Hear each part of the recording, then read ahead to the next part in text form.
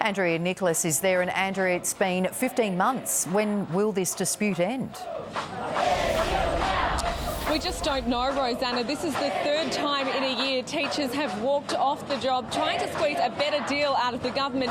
To date, 50 schools across the state have closed an hour early, including not far from here at Walkerville and Rose Park. The Premier's urging them to take the deal on the table. Well, his view of generous is very different from ours. It needs to be enhanced in terms of additional resources to support members' complex work. This dispute has dragged on for too long now. We're disappointed that the AEU is actually encouraging teachers to go off the job today. It is a little bit inconvenient, especially for those of us who work. I think it's necessary if the teachers were trying to get what they were trying to get. I think they should take the action. I don't think it's really great. It's not good for educational outcomes or anything like that. It's not over yet. There'll be more rolling stoppages from next Tuesday. The government's hoping the Employment Tribunal can resolve the issue before then. The National Disability Insurance Scheme is being slammed as heartless after the claim of a disabled Mid-North pensioner was rejected. Martin Barclay's hand is so damaged he struggles to shower and cook for himself, but he says he wasn't disabled enough for the NDIS. 48-year-old Martin Barclay's been living like this for almost 2 decades. I can't shower, I can't cook.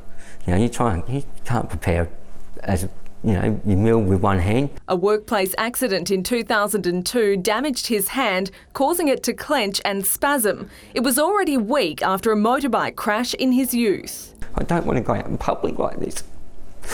And that's a hard thing. But when his doctor lodged a claim for support with the federal government's disability scheme in February, it was rejected, with a letter implying his impairment wasn't permanent. When I got that letter, I just cried for 2 days, but I find it absolutely appalling. It's like, this poor disabled person and just been like pushed to the side. This is ridiculous. He's a genuine case. What do you call disabled these days?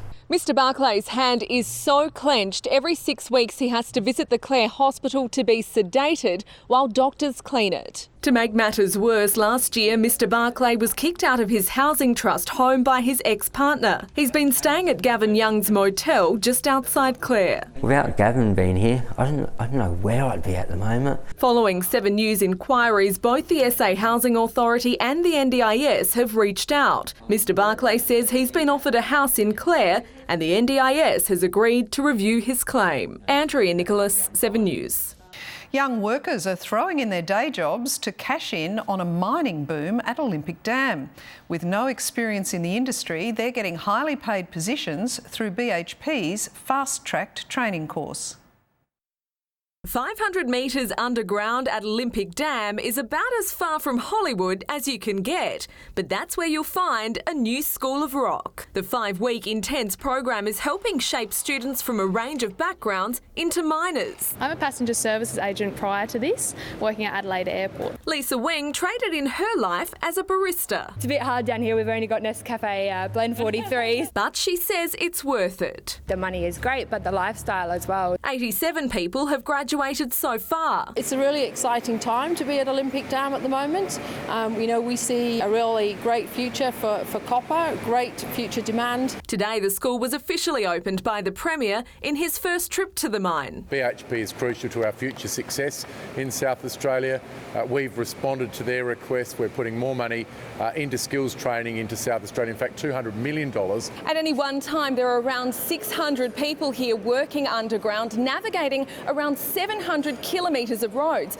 BHP says its new training program is a crucial part of expanding that workforce. It currently employs 4,000 people in South Australia and hopes to add a further 600 permanent staff in coming years. Andrea Nicholas, 7 News.